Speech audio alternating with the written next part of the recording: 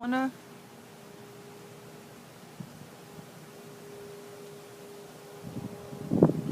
Wait.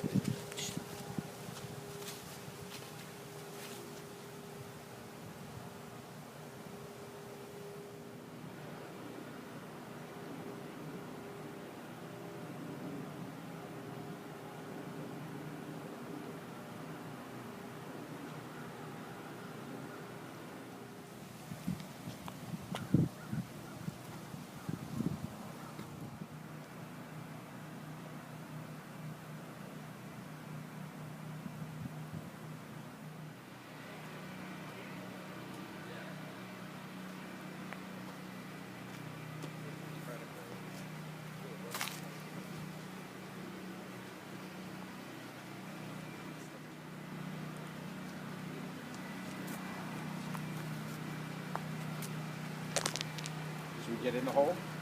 Yeah.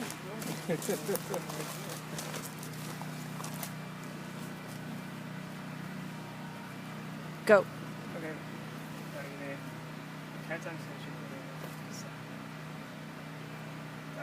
You gotta tell me when. As you can see, the devastation by his house is just an example of everywhere. What would you have to say about this monstrous tree that's clearly out of its roots on your property? You know, we're just lucky that it didn't fall in a direction where it was going to hit either our house or our neighbor's house. There's a little bit of damage to the front of our neighbor's roof, but really nothing serious. So I guess my first thought is just, it could have been much worse. And I'm glad no one was hurt, and there was no serious damage as a result of it. Seeing crews coming in, this is one of the first people you've seen coming in to clean anything up. Not PSC&G, of course, privately contracted people. How long have you been without power now? Oh, Monday at 46. Power went out.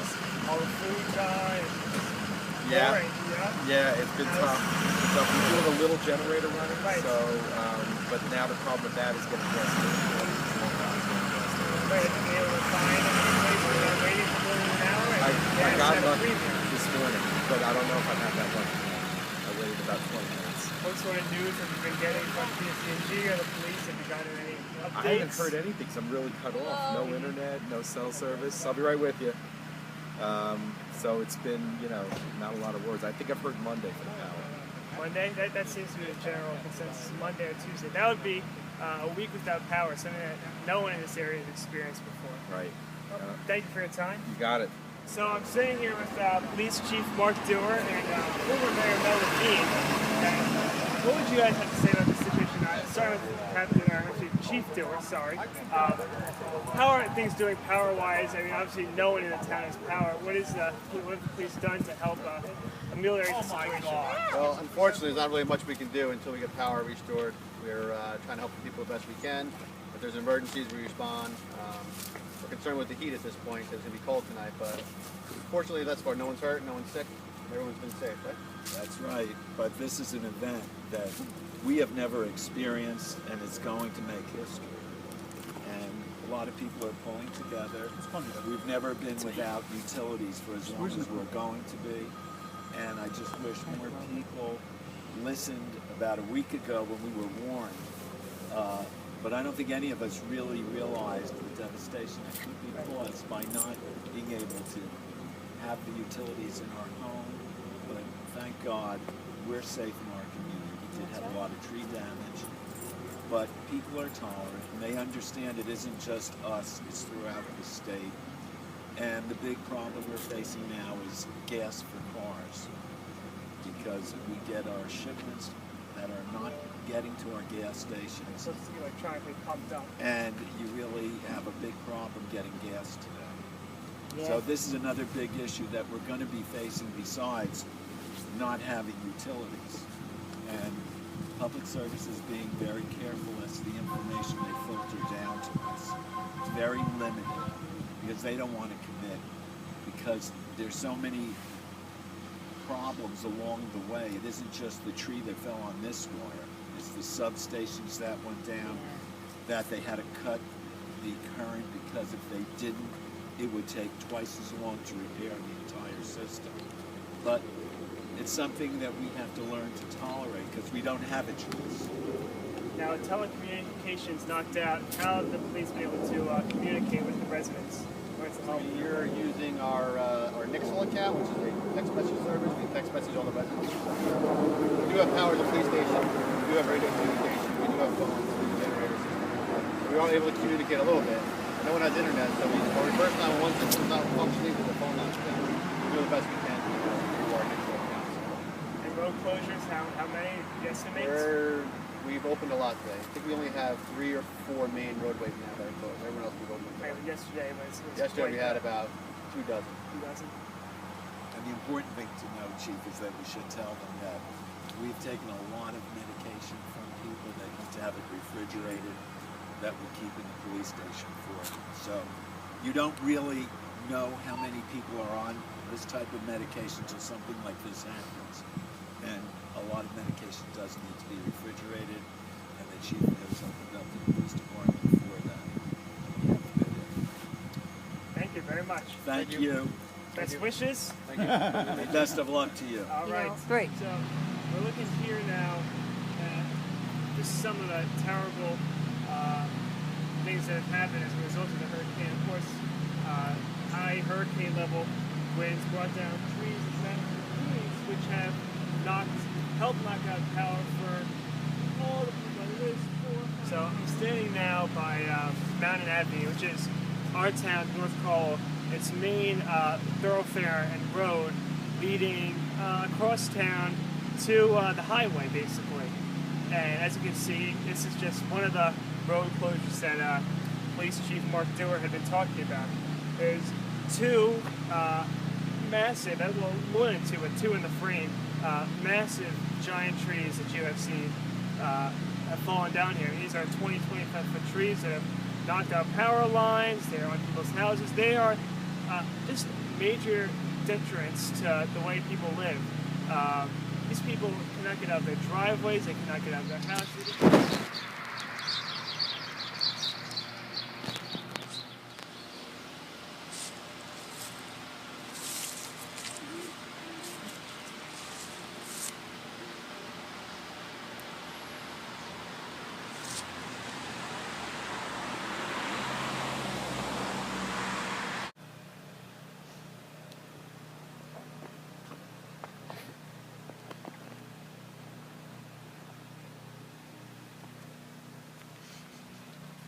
So we're here with local resident Kathleen Beausart, who, as you can see, had a tree come down across her driveway, essentially trapping her in her house for a while. What was how did you first react when you first saw the tree across your driveway? I didn't see it coming down, but I woke up when the storm was in full force around 1:30 in the morning, and I noticed that the tree was on our driveway. So I was like, yeah, we're not going to be able to get out with our car. Mm-hmm. But you know, we had to wait until it was daylight. Right.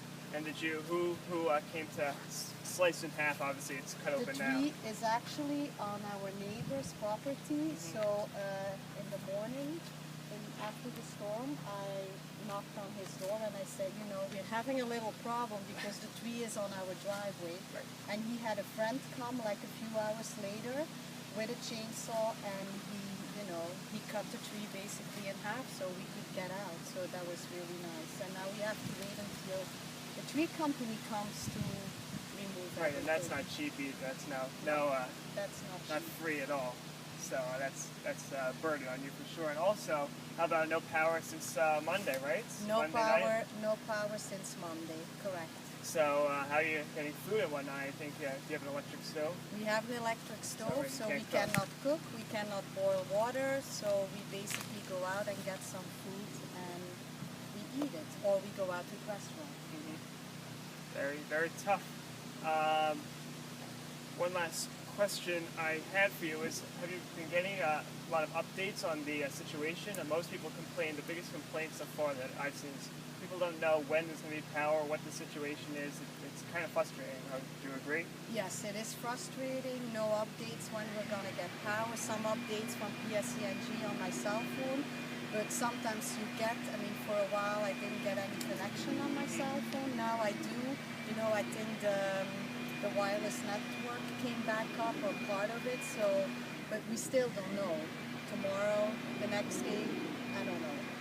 Most what we hear is Monday, Tuesday, and that could be favorable report. I mean, we don't, you know, it's tough. Nobody knows here in New Jersey. PSCG, police, nobody's doing a great job of communicating. I mean, they're trying to send out texts and whatnot, but again, with internet down and phone lines down, it's certainly hard to get the information out there.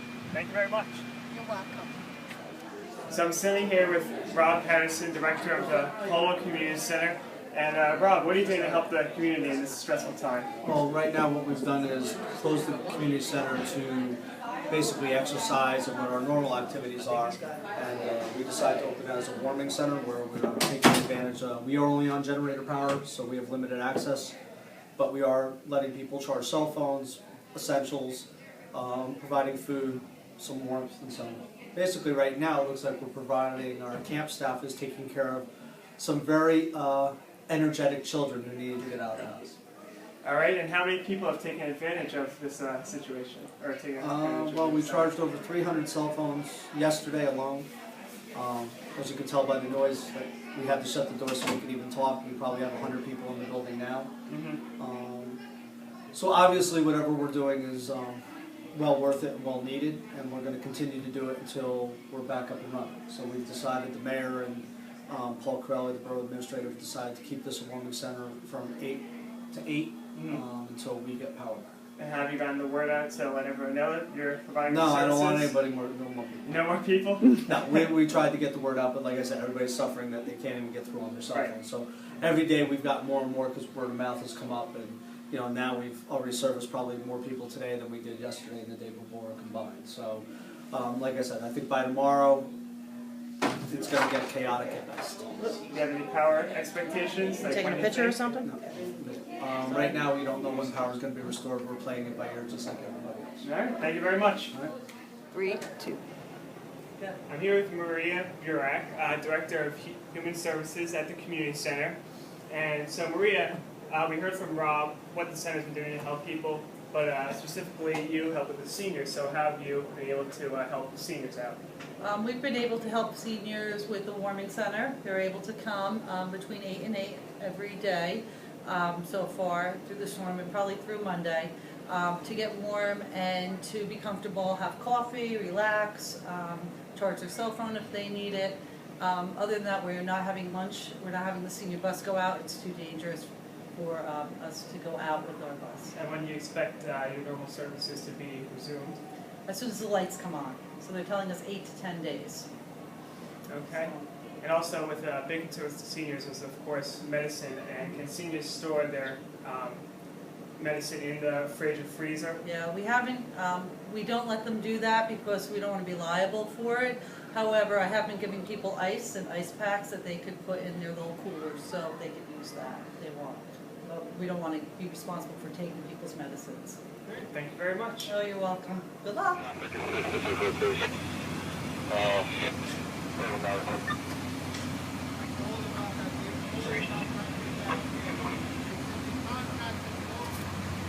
Whose car is it?